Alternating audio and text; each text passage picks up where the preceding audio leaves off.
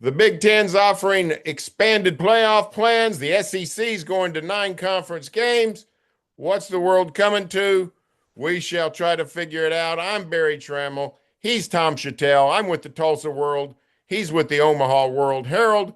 We're old Big Eight war horses navigating this new world order. I'm a lot in the SEC. Tom's in the Big Ten. But we like to get together and talk about old times and figure out these new days. And Tom, it's been a wild week with the Big Ten uh, offering up the 24 to 2018 playoff, and then getting what it wants. It's sort of maneuvered the SEC into going to 9 conference games. What do you make of all this from the Big Ten perspective? Well, it's all tied together, isn't it? I guess it is. I mean, that nine-game thing kind of came out of the blue yesterday. I wasn't expecting it before the season started. I'm not sure I thought it was going to happen at all. But I love it though. The Big Ten people are taking credit for it, and SEC people are saying, "Oh no, we were going to do this all along. Yeah. This is all about us." And I love this SEC Big Ten. The rivalry's never been hotter, and I love it. I'm here for it all day. Like it's great for college football. Maybe if you're not in Oklahoma State or North Carolina, you don't care about it. But man, I think college football needs a rivalry like this, and the time is ripe for that non-conference series between the two leagues, especially since Sankey somehow got the SEC coaches or the ADs. I'm not sure the coaches agreed to it to play everybody has to play a Power Four Yeah. team non-conference. I don't know how they got that done, but I love that, and I wish the Big Ten would do that. Yeah, the SEC I think has always Sankey's always wanted to play 9 games.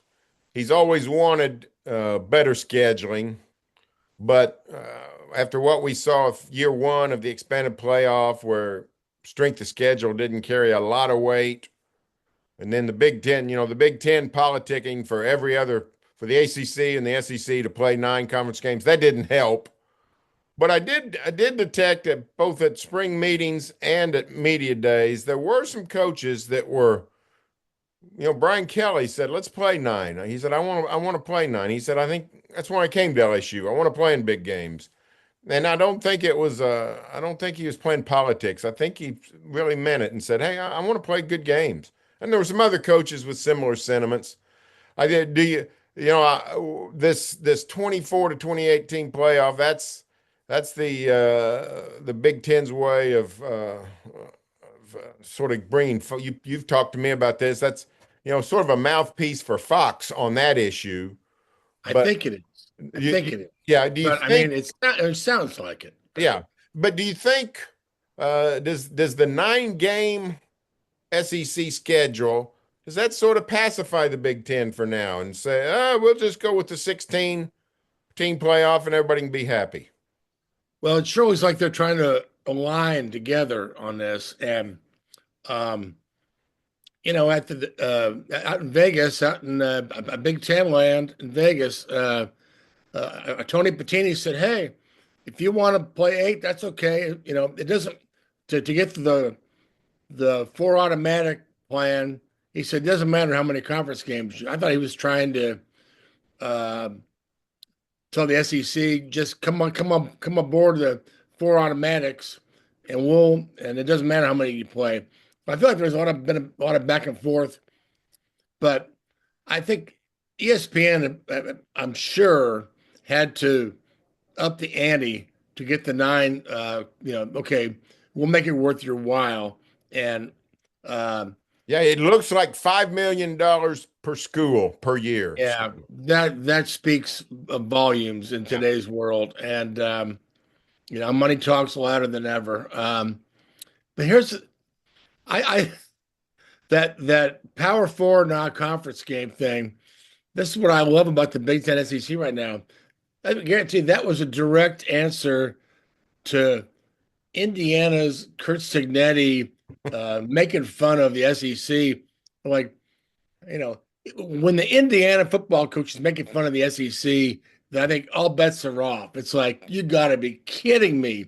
That's the ultimate insult that some guy from Indiana is making fun of us, the proud SEC. So, okay, we'll show you. And, here's what everybody has to do this. Okay, Big Ten, your move. And I can't wait to see what the next move is. Yeah, Indiana this season's playing Old Dominion, Kennesaw State, and I can't remember the other one, but it's not any better than what I just described. So, Well, you know what? You know who has been doing that is, Indiana. Nobody cares what they do, but Michigan has been playing nobody for a long time. That was kind of the Harbaugh deal, and I remember, Michigan used to play Notre Dame every year, didn't they? yeah. Um, and they played a lot of power schools. So um, in this day with the committee. I think we're finding out that much like the NCAA basketball committee, um, RPI is kind of overrated. The committee rewards wins. So coaches and ADs are going, okay, well, we're not going to play anybody if you're going to reward wins.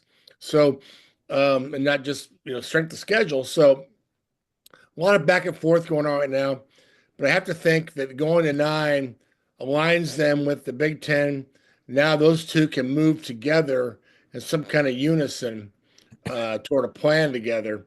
And so that was my takeaway yesterday was they answered the big bad Indiana man, and they also I think are now aligned. So I think there's movement coming on a new playoff plan. Well, if if we go with standard, which is just add either go from 12 to 14 or to 16, so be it. But the Big Ten's, idea of the 24 to 28, the 28 one fascinated me. 7-7-5-5. The seven berths for the SEC, seven berths for the Big Ten, five each for the ACC and the Big 12. Some of that actually intrigued me, which a lot of my colleagues were amazed that I got on board with that. But I'm not signing off on it. But there are things I liked about it. One was it did create more accessibility for the Big 12 and the ACC. 7-5 ratio is a lot better than 4-2 ratio on that 4-4-2-2 plan. But Absolutely. also, the other thing I sort of liked about it was it did create some. The mandate was it wouldn't be play-in games within those leagues. It would be the previous play-in idea by the Big Ten is gone, and instead we see a lot of inter-conference matchups in the first round of the playoffs. I mean, you'd see, I don't know, Florida State playing Michigan State. You would see Kansas State playing Auburn. You'd see um, Illinois playing Oklahoma. Those kinds of things. And to me, those are pretty interesting games that I could get off on. But now the thing is, though, Tom, and you brought this up, like we said, this really seems like a Fox idea, and we've got a fundamental flaw in college football right now is that one network controls the postseason, and that's not good for anybody except that network. And I think Yeah, I CFP made a huge mistake when it sold the rights to the entire playoff to just the ESPN. We don't see that in baseball. We don't see that in the NBA. We don't see that in the NFL. We don't see that anywhere.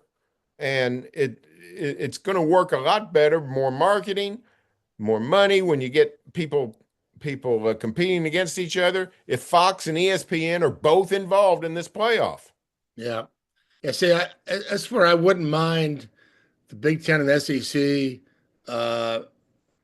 really being in control of the playoff fate. Maybe you get Sankey and Tony Petiti in a room, then maybe you could get a ESPN Fox combo to do the playoff together, or do you know okay, like the NFL does, right?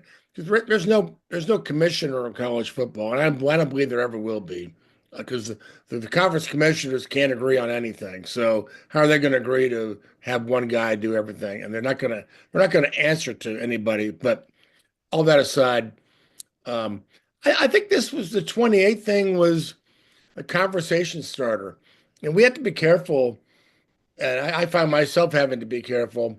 The initial blast of criticism is on Twitter or all the other social media formats. And in today's world, the reaction is always strong and loud and extreme. And I think this was just a conversation starter. And a lot of people, much like yourself, are sitting back going, maybe this isn't so bad. Maybe we should talk about this. And I think that's what this is a conversation starter. And sometimes TV, the negotiations, throw out something high to come back down and get your way, somewhere lower. So maybe 20 is the number they want. I don't know. But it's it seems like this is a conversation thing for everybody to yell and scream. And then but I'll bet you there's a lot of ADs looking at this going, this makes some sense. Yeah. Well, it's going to be interesting what these conferences do going forward. But I do think it's a good thing for the SEC to be at 9 conference games. We need more good games, not less. We need more good games in September. Been way too worried about December and January. September is where the sport is really sputtering, and we've Well, got. I think this is a good step forward. I really like this also, Barry, and maybe you could speak to this. Can't we have Bedlam every year now? Well, I don't think so. I don't think Oklahoma State wants to. Oh I'm no. not sure OU's fired up about it. I think OU likes playing. They got Michigan this year. They got the Okay. Huskers coming back, Yeah. a few years. Um, I think OU likes playing different kinds of people. Now, if we could get to the point where we don't play any rum-dum games, well, then yes. I've been doing some research today. I actually went through the historical percentages of non-power opponent teams. Oklahoma in the 70s played 90% of their games, non-conference, against what we would today call power conference teams. But before that, it's I mean, since then it's gone down to 80s, still 85.4%, but in the 90s, 59.5, in the 2000s, 32.4, in the 10s, 35.5. We've just relaxed our standards, and it's just sort of accepted that you get to play some exhibition games. And it was not always so. But if we could get to where if you were required to play two tough non-conference games, well then yeah, I think Bedlam could be back on the table. But I just don't think OSU wants to play right now. I think they some of the same things you saw with A&M and Texas, with Missouri, Kansas, people just saying, you leave, you lost it. But I also think they wonder about the resource discrepancy, the difference in payout with the television contracts. Of course, what we both know is certain schools, Oklahoma certainly one of them, have always had a big advantage in resources. In the old days, when they played Nebraska and Texas, they were on an even field. Everybody else they played were on, a lower level to some degree. But it would be fun to have Bedlam. You could even put it on Thanksgiving weekend. That's when the SEC plays its traditional geographic rivalries, right? Kentucky, Yeah. South Carolina, Clemson, Tech, Georgia, Florida State. You could throw Bedlam right in there. It'd be a nice, easy addition. But I see and detect no real interest on Oklahoma State side, and not much interest on the Sooners side. So, hey, you know what? Here's the deal. I think you'd have a better chance Oklahoma, Nebraska. uh, going back annual right now than Bedlam. So Yeah. wonder if that series would fit on Thanksgiving weekend. Wonder if have they ever It would that thing? never work. It would never work, right? Too cold, too cold, too cold. Oh man. Speaking of the old Big 8 days, Tom, we got us a school between the two of us. Kansas has always been the big barrier between Nebraska and Oklahoma.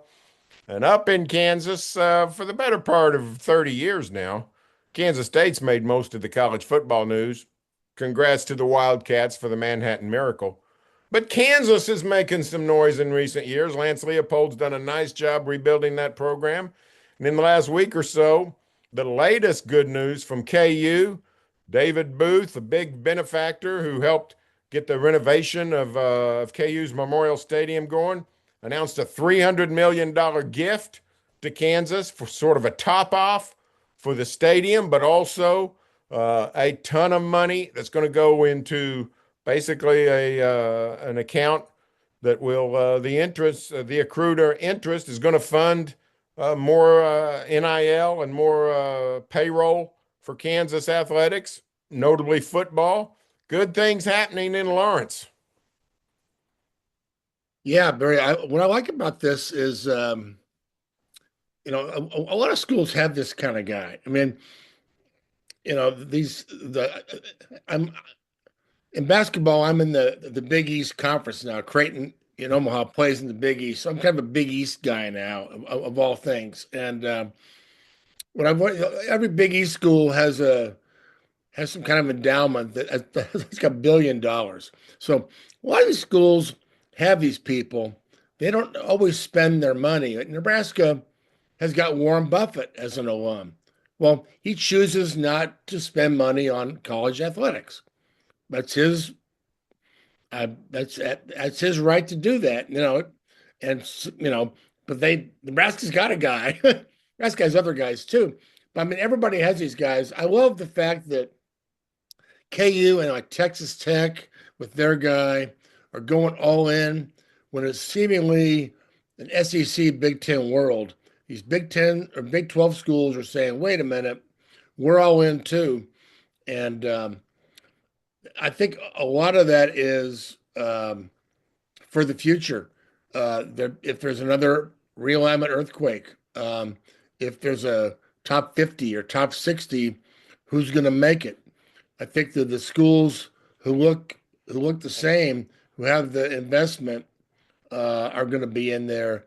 And this is, I think, KU saying we want to be part of the future. We're not going to be left out. We're not going to be kicked down to the Mountain West, or with all respect to the Mountain West, which I love. But you know what I mean? They're not going to be knocked down a notch. So um, I love this, and it's about NIL. Obviously, I'm sure basketball is going to get their share of this thing. So, but um, yeah, to me, this is about college football, and really, if there's looking at these playoff plans, maybe the Big 12 will get 3 or 4 bids down the road, and maybe the move by KU and Texas Tech is going to turn out to be smart. Yeah, well, it's when we're old enough to remember how beleaguered Kansas State football was. Mm. The Oh yeah. worst major program in America for a couple of decades or maybe 3 decades, 50s through the 70s or 60s, 90s, ever how you want to measure it before Bill Snyder arrived. But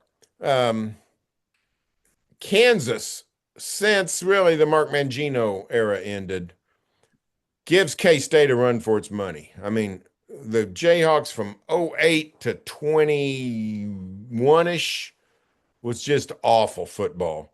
And just you wondered if the Jayhawks could ever get back. And to see them doing well, being competitive, they've beaten Oklahoma, they've beaten Texas before they got out of town.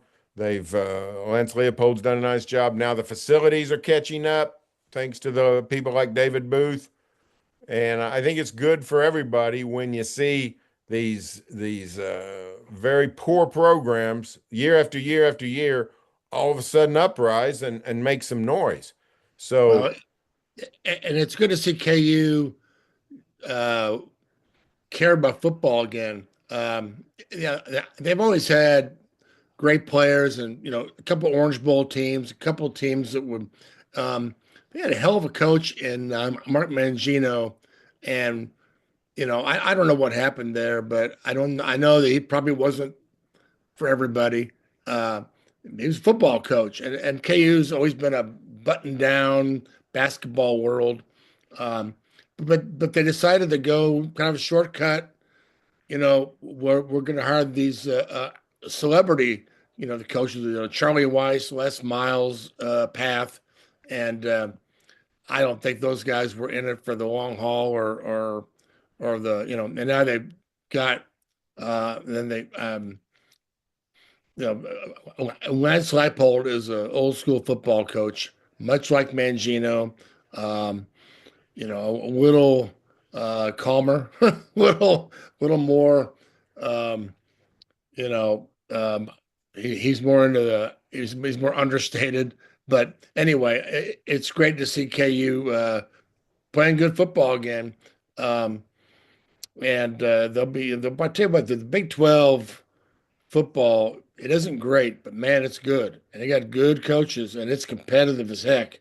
And I remember a year ago or two, well, Dion's coming in. Dion's going to run the Big 12, and I was like, no, you don't understand. He might get some, but there's too many good coaches. And now you've got Rich Rod back in there, and man, it's if you know Aranda ever gets it going again at Baylor, they're going to be good. I mean, so yeah, it's fun, but yeah, so. Uh, Why not? Not everybody's going to do that, but I think at that level, KU and Texas Tech are trying to go all in. well, the Big 12's biggest problem is they don't have any great teams, but they got a bunch of good teams, Yeah. lots of good teams, and the parity is really unbelievable. In fact, and the Big 12 gets the stage in 2025 to kick it off Saturday in Dublin, Kansas State, Iowa State. I think that'll be it's a huge game for the Big 12 standings. Also a good game for Big 12 marketing. Brett Yormark's going to love that one. So Big Ten will go play some doubling games. Did you go to Ireland when the Huskers played North? No, no, we didn't. We sent another guy, or and that was fine. I've traveled. I've been over. I've been to the UK and over there, and so I was fine staying here. Everybody loved it. And they said that the hospitality was fantastic. The operation, trying to get, you had to, they had a couple press conferences, and I mean, everything was good. And, the stadium, open air box, and, good weather, good sound. Only problem was, uh, Scott Frost going for the onside kick when he didn't need to, and they and ended up losing the game. Uh, Pat Fitzgerald, one of his last stands, where he went away, and now he's back. He's going to come back. But wonder if there's anybody in the Big 12 that wants a hell of a football coach. He's going to be on the market. But Well, that's a good um, point. I would, I I would, thought of him. I thought of him. I would caution the next whoever loses Saturday. The last two, Nebraska lost. They went in the tank. Fired Frost. Last year, Florida State went in the tank after they lost to Tech, Georgia Two Tech. and two and Well, 10. whoever loses Saturday, gonna have a problem. Yeah, well, it's going to be it's fun. It's great for the Big Yeah, 12. And, can't wait. And of course, next week we'll get together, talk some more, Tom. The Huskers go down to Kansas City, Arrowhead, uh, yeah.